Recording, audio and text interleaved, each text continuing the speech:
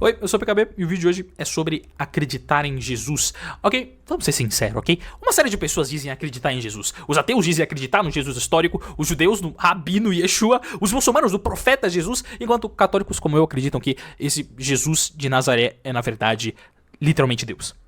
Ok, temos um vão bem grande aqui, eu entendo, eu sei disso, ok? Enquanto uns veem um palito, outros veem uma lança. E como diria o Carl Sagan, que se eu não me engano, acho que ele era ateu, afirmações extraordinárias exigem evidências extraordinárias. E ok, isso faz sentido pra mim. E veja, eu sei que existe uma série de grandes argumentos teológicos, filosóficos acerca de Jesus, da fé católica, argumentos metafísicos, robustos. Porém, não existe nada mais poderoso, nada mais forte do que uma mão ensanguentada.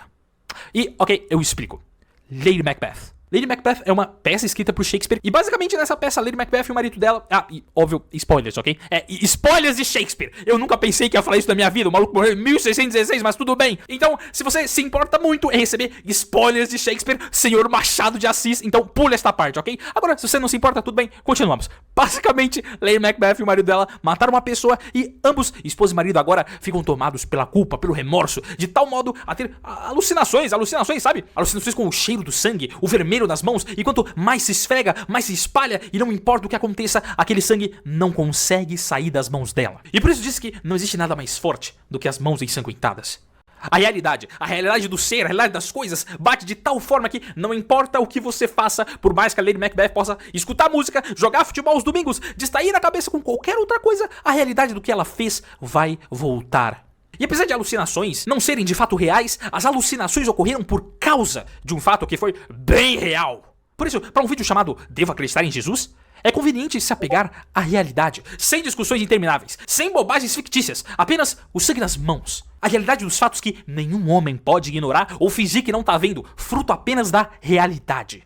Veja, existe um princípio que diz que se diversas coincidências convergem coincidentemente para um fim muito específico, muito provavelmente não se trata de apenas coincidências. A história de Cristo é repleta dessas milhares de coincidências que, se não tivessem ocorrido, nós não saberíamos que Cristo é quem Ele é. O simples fato de você saber quem é Jesus já é o grande milagre. Veja, nós temos registros de aproximadamente 100 a 150 biografias de figuras antigas, e entre elas temos filósofos como o Sócrates, ditadores como Júlio César, o conquistador Alexandre o Grande e de diversas outras figuras famosas e importantes. Mas o ponto que chama a atenção é que existem 4 biografias sobre o mesmo cara que não era um imperador romano, não era um sacerdote judeu, não era um conquistador, era apenas um galileu que morreu com 33 anos crucificado. Mas veja, qualquer pessoa pode dizer que isso é apenas uma coincidência. E de fato, se olhasse somente pelo âmbito rasteiro, de fato isso seria apenas uma cagada. Isso pode acontecer, mas se nos aprofundarmos mais ainda nesse ponto, fica extremamente complicado acreditar ainda nessa hipótese de apenas uma coincidência. Os evangelhos são os escritos mais famosos do planeta Terra. Mas isso só ocorreu porque foram escritos em grego. Mas só foram escritos em grego porque 400 anos antes, um cara chamado Alexandre o Grande conquistou aquela região inteira e fez todo mundo começar a falar grego.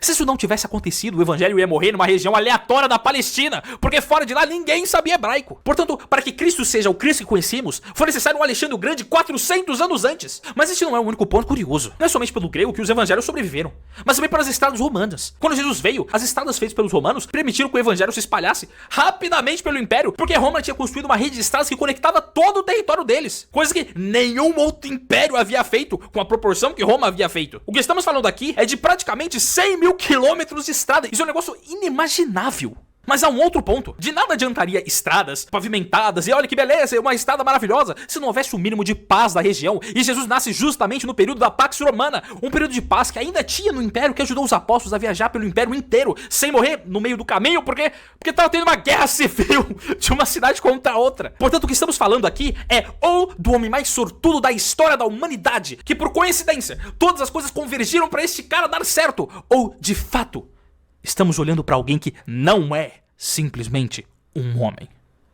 Ele nasceu no lugar certo, na época certa, depois de Alexandre o Grande, antes da queda do Império, no período unificado pela língua grega, entre a época da Pax Romana, entre as conclusões das estradas romanas que conectavam cada ponto do Império. Ele não criou um exército, uma milícia, uma guarda, mas se juntou com 12 galileus sem instrução nenhuma e botou como líder deles um pescador de peixes. E hoje em dia, 2025 anos depois, você conhece este cara.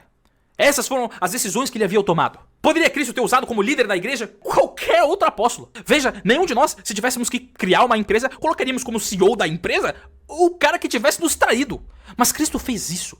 E por incrível que pareça, esteve sempre certo. E como diria Chesterton, Cristo não escolheu como pedra angular o brilhante Paulo, nem o místico João, mas um embusteiro, um arrogante e um covarde. Em uma palavra, um homem. E sob essa pedra ele edificou sua igreja, e as portas do inferno não prevalecerão contra ela. Todos os impérios e reinos falharam por causa dessa fraqueza inerente e contínua. Eles foram fundados por homens fortes sobre homens fortes, mas essa coisa única, a igreja, foi fundada sobre um homem fraco e por essa razão é indestrutível. O imperador, os sucessores de César, sempre foram considerados o homem mais forte. E por isso não existem mais. Mas porque Cristo edificou sua igreja ao mais fraco dos apóstolos, é que hoje, 2025 anos depois, ela existe. Esse homem, esse Galileu crucificado aos 33 anos, não pode ser um simples homem. De que modo 12 homens sem instrução alguma, sob a autoridade de um pescador, fundaram a maior religião do planeta?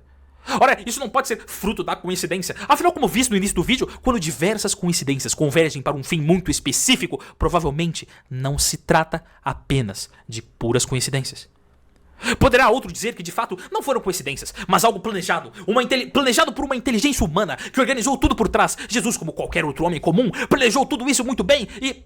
o que também não faz sentido. Ninguém escolhe onde nasce e quando morre. E nosso Senhor Jesus Cristo teve a sorte absurda de nascer no momento certo, na época certa, no local certo. Isso ninguém pode escolher. A Santa Igreja ser o que ela é hoje, a doutrina de Cristo ser o que é hoje, só foi possível porque o mundo inteiro convergiu para que todas essas coisas acontecessem. E esse tipo de coisa não acontece por conta de um planejamento humano, mas somente de um planejamento divino. Deve-se dizer também contra essa ideia de um superplano macabro feito pelos romanos ou feito por Jesus, que foi tudo planejado e que não sei o quê. Ora, isso é uma bobagem. Os evangelhos para qualquer marqueteiro é um creep, é um absurdo sem lógica. Veja, temos os relatos bíblicos falando que após a morte de Jesus, os discípulos se perderam, desistiram, ficaram escondidos, o que é um absurdo. Afinal, se alguém estivesse escrevendo uma história sobre si mesmo como personagem, normalmente se coloca ele em glórias, em alegria e não em fracassos. O evangelho conta a história de um Deus humilhado.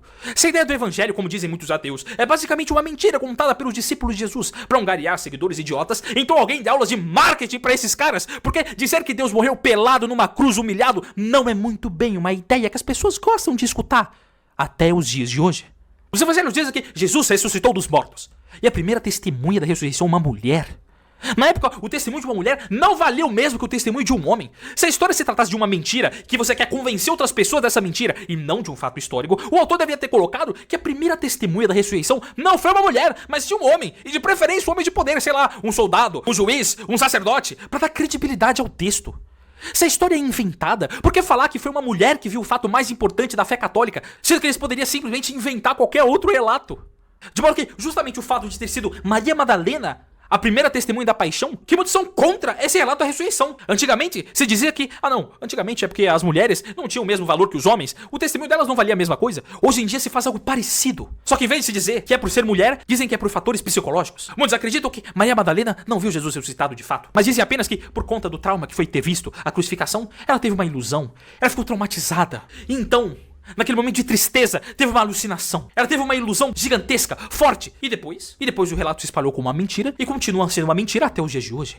Mas isso é um problema. Há um problema porque é escrito que centenas de pessoas viram Jesus, inclusive os apóstolos Pedro e João, que não estavam na crucificação. Portanto, a ideia de, coitadinha, estava tendo uma ilusão, ficou tão traumatizado com a crucificação que começou a ter ilusão, não faz sentido. Porque os apóstolos que não viram a crucificação estavam lá. João viu, mas Pedro não estava na crucificação. Não estamos pegando apenas uma parte, mas estamos pegando todo. Estamos analisando desde Alexandre o Grande até o momento da crucificação. Avançamos um pouco mais à frente.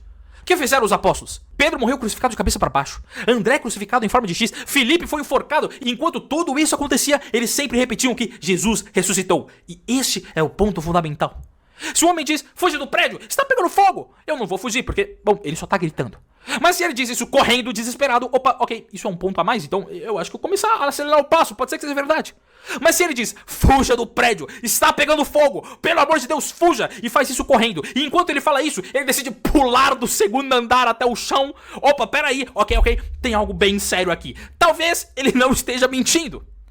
Não acha então que não se crê na fé católica de 2000 anos porque se mandou crer, mas porque as pessoas que dizem para se crer normalmente morreram das piores formas possíveis, tentando avisar para você algo como: pelo amor de Deus, acredite no que eu estou falando. Deus existe e eu vi com os meus próprios olhos este homem morto ressuscitar dos mortos. E eu estou literalmente sofrendo e sendo torturado com os métodos de tortura mais terríveis criados pela humanidade para provar que o que eu estou falando é literalmente a verdade. E eu prefiro passar pelas piores maldades que o ser humano pode inventar do que negar o que os meus olhos viram. Então, pelo amor de Deus, seu idiota, acredite! Eu estou morrendo para que você acredite no que eu estou te dizendo.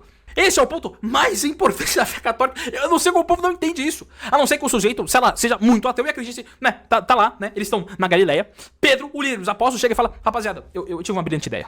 Eu tava aqui, caminhando, aí eu, né, olhei pra cima e vi o corpo do nosso grande amigo Judas Iscariotes, todo estatifado no chão, todo destruído. Então eu tive uma brilhante ideia. Rapaziada, e se a gente se juntar estrategicamente, cada um de nós vamos viajar o mundo, cada um vai pra um lado e começamos a dizer que Jesus de Nazaré, que acabou de ser crucificado da pior forma possível, ressuscitou dos mortos.